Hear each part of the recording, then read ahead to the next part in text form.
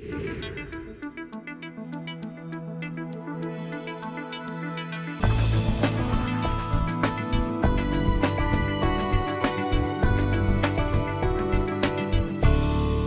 was the last time that you were frustrated or even angry? The potential for anger pervades modern social life. Whether it's getting cut off in traffic, maybe your coworkers are giving you grief about something, or maybe even in your family, people are frustrating you or they're making you angry. Now, we all get angry. But now think back to that last time that you experienced anger, and I want to ask, did you lash out at the other person with physical aggression? Now, my guess is that you didn't do that. But why not?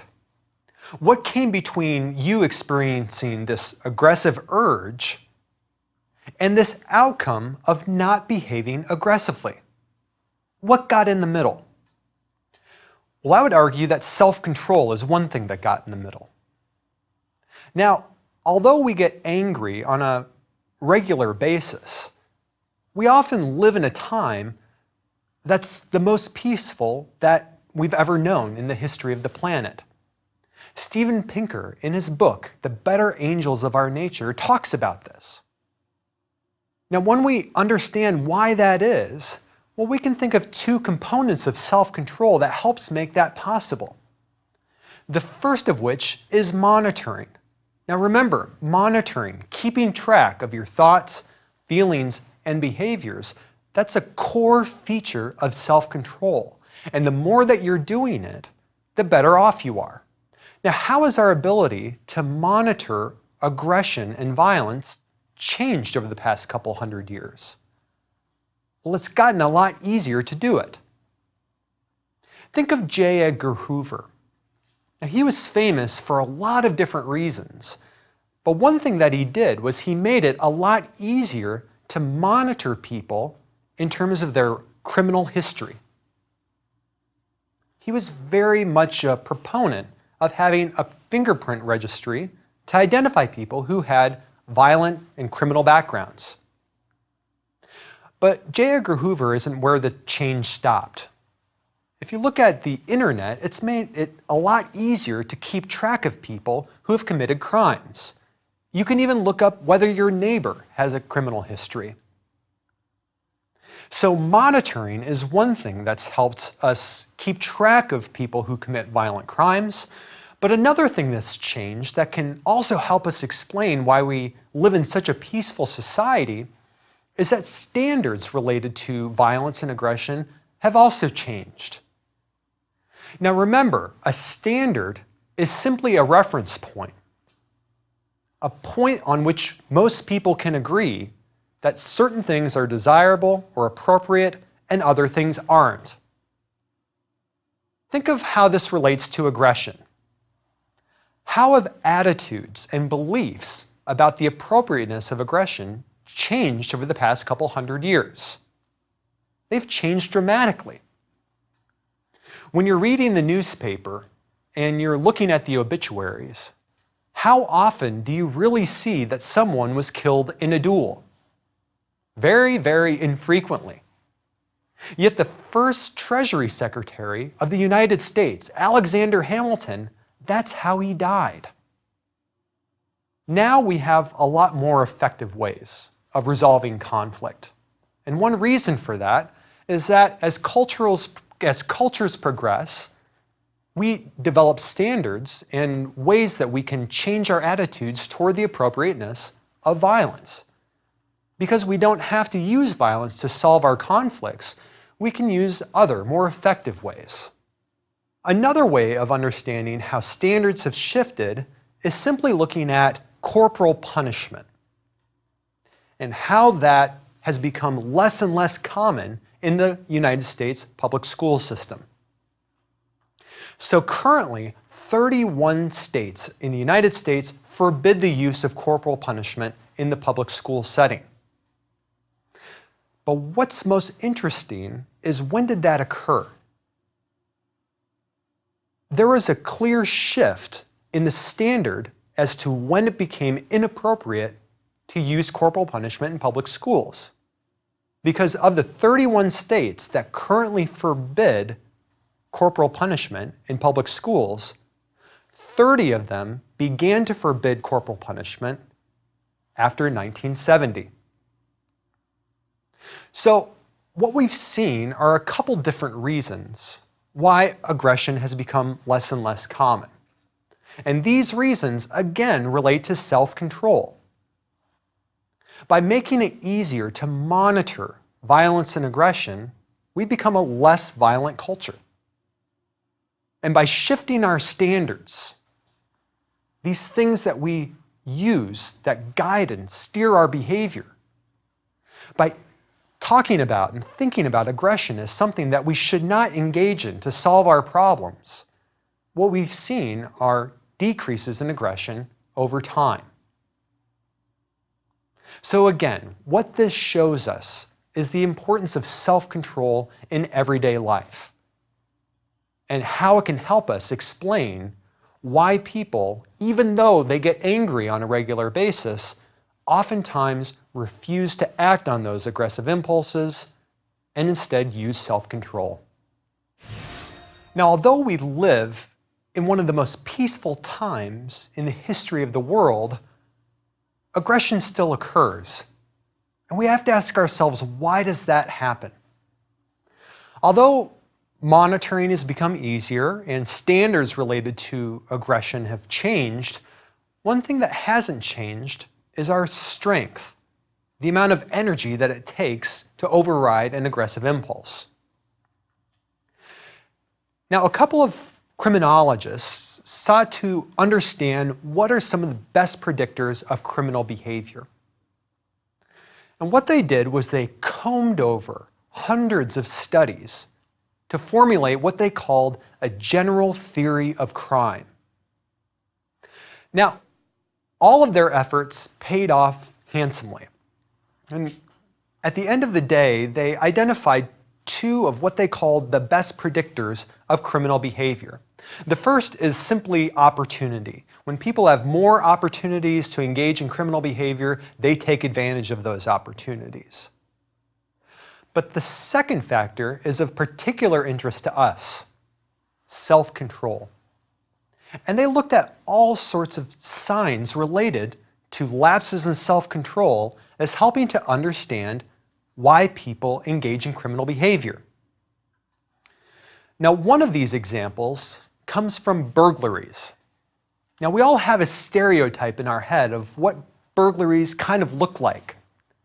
We might see a white van that's been stolen, and there are burglars in the van, and they're all wearing black, and they might have ski masks on. And through a careful series of plans, they burglarize a house or an institution. Now, the reality is quite different. Most burglaries are committed within a mile of the perpetrator's home. So instead of heisting stolen goods using a stolen van, most people walk to the places that they rob. So it's an act of impulsivity instead of careful planning. Violent crime is another example of impulsivity at work. One way that you can look at this is think of factors that make people more impulsive, that make people unable to control their impulses, and how that might play into their propensity to engage in violent behavior. Think of alcohol intoxication, for example. Now, one report from the U.S. Department of Justice argued that 40% of violent crimes are committed when people are under the influence, when people are intoxicated. Again, what this shows is that when people are in a state where they can't control their impulses very well, such as when they're intoxicated, they're a lot more likely to engage in violent behavior. Another way to look at this is when violent crimes are committed. So are most violent crimes committed early in the day, when people are full of energy and can regulate themselves, or toward the end of the day, when people are fatigued and worn out. Well, what the data suggests is that the majority of violent crimes are committed between 10 p.m. and 2 a.m. Again, this is a time when people are often fatigued, when they're unable to control their impulses. Again, showing us a link, although it's a correlation, but a reliable link between lapses in self-control and violent crime. But what happens when you put these two things together? Let's think of bars. And bars are places where people have lots of fun, but they're oftentimes where people get alcohol to drink, where people become intoxicated. And we know that when people are intoxicated, they're a lot more likely to engage in violent behavior. But we can correlate that as well with how long the bars actually stay open. And one recent study has shown that the longer that bars stay open, the more violent crimes are committed. Now, although this is simply a correlation, an association between two different variables, what it suggests is that not only by becoming intoxicated are you more likely to engage in violent crime, but by being intoxicated at a time of day when you're mentally fatigued, it can prove extremely costly. Now, the researchers in charge of this wanted to quantify the financial costs associated with this spike in violent crime when bars stay open late at night.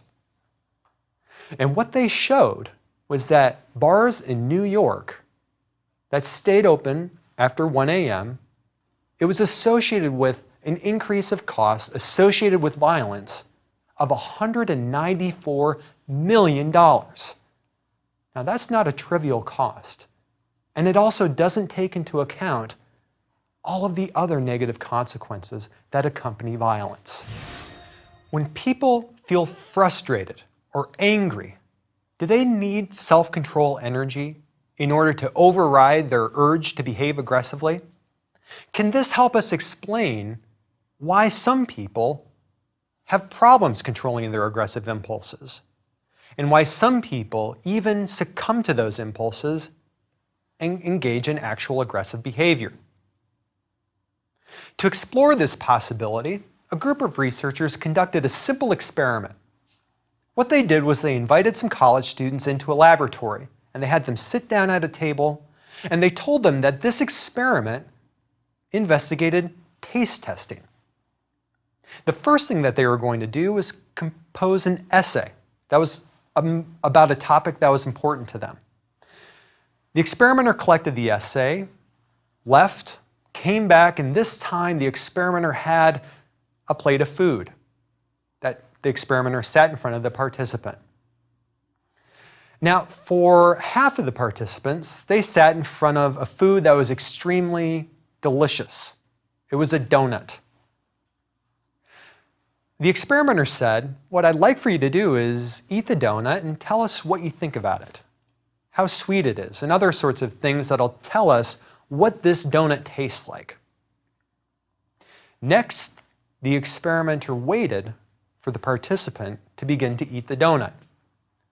And as soon as the participant lifted the donut up to take a bite, the experimenter said, "Wait, do not eat the donut. I made a mistake, I'm sorry. Put the donut down. I'm going to leave and I'm going to fix this so that we can go and get on with the rest of this study. But whatever you do, don't eat the donut." Now, the idea is that by sitting in front of this donut that you're not supposed to eat, it takes a lot of self-control not to eat it. Now, it was so difficult, in fact, that for a couple of these participants, they ate it anyway. Now, the other half of the participants, they sat in front of a piece of food that was less tempting. They sat in front of a radish. So the idea is that for some of these participants, they had to exert a lot of self-control not to eat this food that was in front of them, whereas other participants had to exert very little self-control not to eat the food that was in front of them. Next, what the experimenter did was the experimenter came back and gave them some feedback about their essay that was ostensibly from another person. Now, in reality, this other person worked for the experimenter. It was a Confederate. And the feedback was extremely negative. The reason the feedback was negative is the experimenters wanted to evoke a sense of frustration in participants, and it was effective. But the next thing that the experimenters did was they gave participants an opportunity to lash out at this person who had just frustrated them. Now, how did they do this? Well, in this study, what they did was they gave participants a plate full of chips and a bottle of hot sauce. And they told them that they could dump as much of this hot sauce on the chips as they wanted to. And this plate of food was going to go to the person who had just frustrated them. But the key is that this partner that they had, who had just insulted them, hated spicy foods. So the more hot sauce that participants put onto these chips, the more aggressively they were behaving. What they found is that participants who had been depleted of their mental energy, who had exerted a lot of mental effort to not eat that tempting donut, they behaved a lot more aggressively when they were provoked. Now, a follow-up study replicated those results of when people are depleted of their self-control energy, that they're more likely to lash out at others. But what this follow-up study also did was it took into account people's levels of self-control that they brought with them into the laboratory. Their general dispositions and abilities to control their impulses. And what the researchers found is that by understanding the traits that people bring with them to situations, people's general ability to control their impulses, it helped them predict who is most likely to behave aggressively. So it wasn't just being depleted of mental energy that increased aggression, but it was also when people are depleted of their mental energy and they have a low ability to control their impulses, those are the people who are most likely to lash out at others. So what these findings again show us is the complexity of self-control and how it helps us understand who is most likely to behave aggressively and under what circumstances. It's important to understand that self-control is limited, and when people have limited energy to control their impulses, they're often going to behave more aggressively. But this relationship is especially pronounced among people who naturally have an inability to control their impulses. So by understanding how these two factors interact with each other, we can better understand why aggression occurs and who is most at risk for behaving aggressively. We've been talking about how self-control can help us explain criminal behavior and aggression between strangers. But can self-control help us understand aggression between people who love each other, romantic partners, intimate partner violence? Now, intimate partner violence occurs at alarmingly high rates. Among college students, there are estimates that as many as 34% of college students report at least one act of physical aggression in their relationship over the past year. Now, if we go outside of the college population, among adults in the United States who are in long-term romantic relationships, the rates aren't as high, but they're still about 20%. So can self-control help us understand who is most at risk for behaving aggressively? Well, researchers have begun to explore this question. And one way that they've been doing this is with controlled laboratory experiments.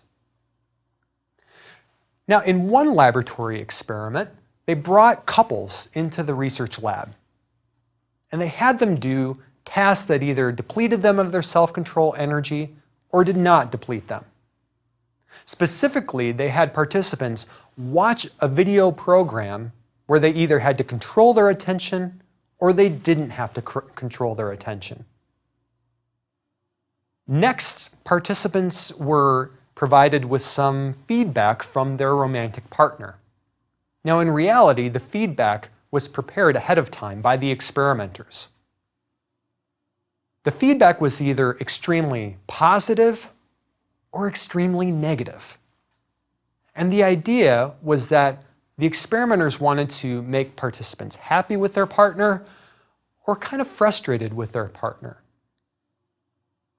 Next, the experimenters gave participants an opportunity to make their partner engage in some physically painful activities. Specifically, they gave them a list of yoga positions that they could decide for their partner to do, and how long they had to hold each one. Now, the experimenter told participants that these yoga positions, they won't cause any permanent physical damage, but they're extremely painful. So the prediction is that when participants were depleted of their self-control energy and they had been frustrated by their romantic partner, that they would make their partner hold the yoga positions longer than anyone else in the study. And that's exactly what the researchers found. When people were depleted of their self-control energy and their partner had frustrated them, they made their partner hold those yoga positions a lot longer than anyone else in the actual experiment. But what this study left out was an important factor. So we know that depleted self-control energy mixed with frustration will increase aggressiveness, even in romantic relationships. But what we don't know is whether this effect is most pronounced among people who are naturally aggressive people. So to explore this possibility, a group of researchers brought in a couple of samples of dating participants. And what they had them do was complete a measure of self-control, and at the end of the day, they reported on how much their partner had provoked them. They also completed a measure that assessed how naturally physically aggressive they were. Another thing that the experimenters did at the end of the day was they showed participants a doll that represented their partner. And what they told participants is that this doll represents your partner, and because we've been asking you lots of questions about your partner and maybe some negative behaviors, we want to give you an opportunity to let some of that negative energy out. And so what you can do is you can insert some pins into this doll that represents your partner, from 0 to 51 pins. And this was used as a measure of aggressive inclinations. So as predicted, when people had low levels of self-control and they were highly provoked by their partner, they put the most pins into the doll. But this was most pronounced among people who were naturally aggressive. These three factors created a perfect storm in helping us to identify who is most at risk for behaving aggressively. And this study was replicated among a sample of newlywed couples. And instead of using the doll measure of aggressive inclinations, they found the same results with actual physical aggression in the relationship. So what these results tell us is that self-control can help us explain not only criminal behavior and aggression between strangers, it can help us explain who is most at risk for behaving aggressively in their romantic relationships and why. What can neuroscience tell us about the relationship between self-control and aggression? Well, there are a couple different ways of getting at this question. One way that we can do this is we can identify people who are at highest risk for behaving aggressively, and we can look at how their brains function.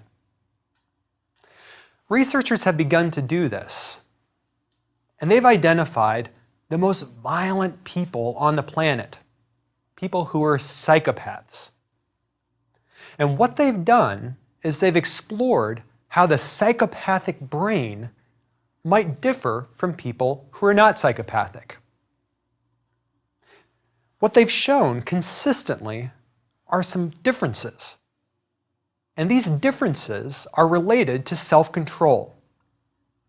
One reliable difference in the psychopathic brain is that they have less volume in the frontal lobe, the prefrontal cortex, and this is the seat of self-control. Now, although they have reduced volume in the prefrontal cortex, psychopaths have more volume in the reward center of the brain, also known as the striatum. So you can think of the psychopathic brain as a brain that functions a little bit differently than the rest of our brains. There's less activation going on in the prefrontal cortex, which is the brain region that helps us override impulses. And when we think of what those impulses feel like, the psychopathic brain, they experience stronger reward responses. So this is one way that you can understand the relationship between self-control and aggression using neuroscience. Another way is to look at how healthy, normal folks respond in aggressive situations using functional magnetic resonance imaging. And so one study did this very thing. They brought a group of participants into a laboratory and sat them down in an fMRI scanner. Next, what they did was they frustrated participants while they were having their brains scanned. The way that they did this is the person who was talking to them through the microphone intercom system started insulting them a little bit, making them angry. What they found is that when people were insulted, blood began to flow to a region of the brain called the anterior cingulate cortex. This is a region of the brain that tells you that something is going completely wrong in your environment and you have to do something to correct it. Next, what participants were given was an opportunity to ruminate. And what they showed was that when people were ruminating, they were using a region of the brain that's involved in active regulation, the prefrontal cortex. So now we can begin to see why people lash out at others after they've engaged in rumination. Rumination wears people out because blood is flowing to the prefrontal cortex. So I think we've begun to see how neuroscience can help us explain who is most at risk for behaving aggressively and why. We've learned that there's a clear relationship between self-control and aggression. People who have poor self-control are often extremely aggressive people. And factors that might undermine our ability to control our impulses can increase our chances of lashing out at others. What are some activities that we can use to reduce our aggressive inclinations? One thing that we can do is to build our self-control strength. Now, because self-control relies on a common energy resource, when we practice self-control in one domain, it helps us in other, even unrelated domains. So for this activity, what I would like for you to do is for 1 week between 8 a.m. and 6 p.m., use your non-dominant hand for everyday activities. Whether it's cooking your food, brushing your teeth, or using your telephone, it's going to take self-control to complete this activity.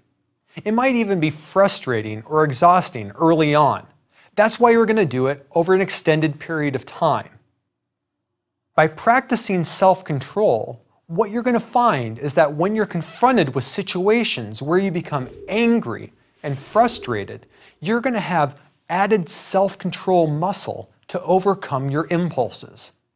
And scientific studies have shown that this activity actually reduces people's aggressive inclinations when they're mentally fatigued. A second activity is far simpler. We know that having adequate metabolic energy is helpful in helping people have good self-control. We also know that people who struggle with metabolic energy, who feel like they have low blood sugar, they're often more likely to lash out at other people. And so what I'd like for you to do is to strategically keep food around, but not any food. What I want you to do is target foods that are going to give you a boost of metabolic energy. Now, although this might be straight up sugar, what I would argue is that a much more effective use of your energy can be gotten through proteins, things that are going to break down into energy a lot slower. And by doing this, you're going to be a lot less likely to lash out at other people. And these two activities will help you gain skills and strength so that you might not engage in behaviors that you might regret later.